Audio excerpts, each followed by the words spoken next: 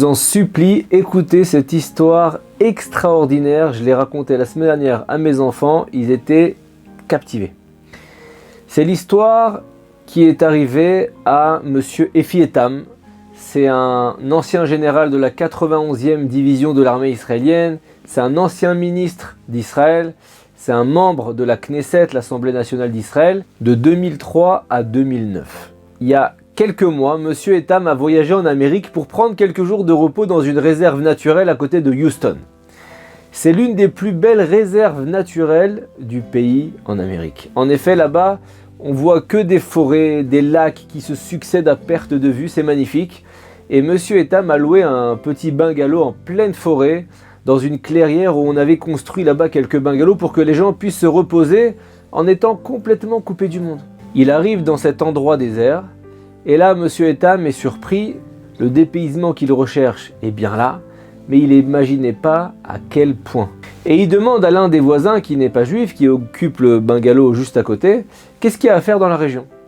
Le voisin lui répond avec un grand sourire, vous pouvez pêcher dans les beaux étangs, vous pouvez aussi vous promener dans la forêt et les montagnes avoisinantes, et franchement, c'est tout.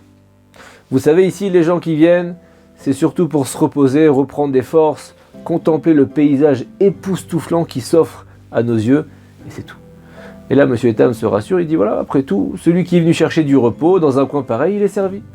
Et d'un coup, le voisin lui avertit, lui dit par contre, il y a une chose dont il faut se méfier quand même, c'est le grizzly.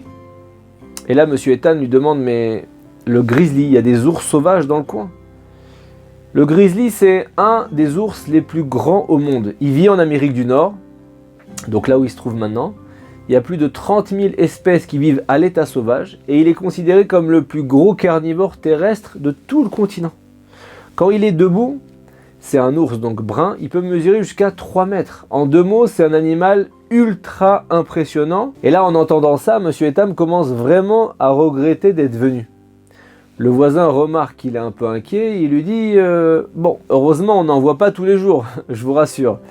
Mais monsieur Etam, il n'est pas tranquille, il veut savoir ce qu'il faut faire si on croise un grizzly. Et là, il lui dit, si vous rencontrez un grizzly, il n'y a pas grand chose à faire.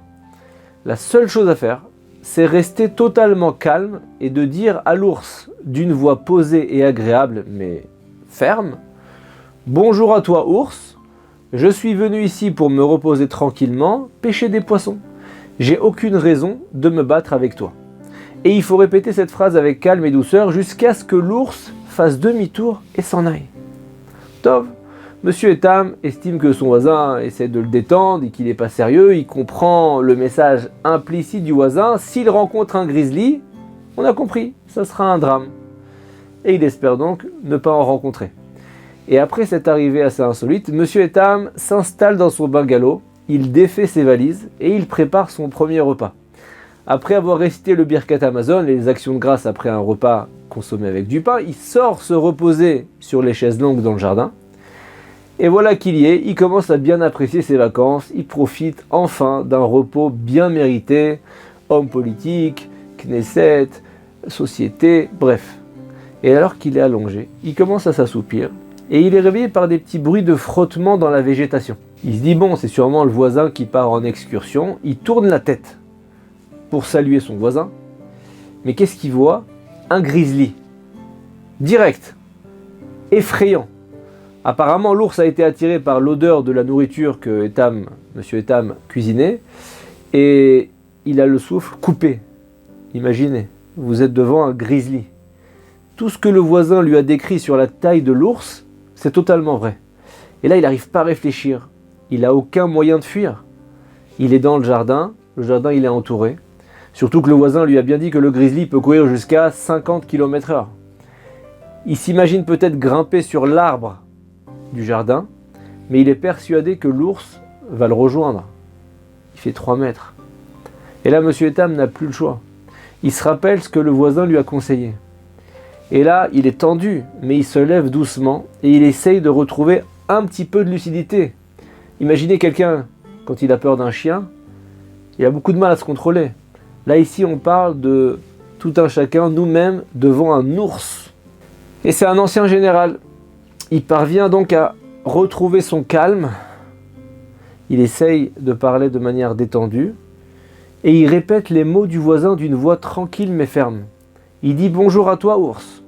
Je suis venu ici pour me reposer tranquillement et pêcher des poissons. J'ai aucune raison de me battre avec toi. » Et il répète la phrase. « Bonjour, ours. Je ne suis pas là pour me battre avec toi, je suis simplement venu ici me reposer et pêcher des poissons. » Et il répète une troisième fois. Mais le grizzly reste sur place, c'est terrible. Et là, monsieur Etam, il ne sait pas quoi faire. Alors il répète une quatrième fois. Et il demande à Hachem de l'aider. La même phrase. Et Baruch Hachem, cette fois-ci, le grizzly fait demi-tour et s'en va. Monsieur Etam, bien sûr, il transpire à grosses gouttes, il est passé à côté d'un drame, c'est une histoire incroyable, et après avoir retrouvé son calme, il va chercher son voisin pour lui raconter ce qui s'est passé.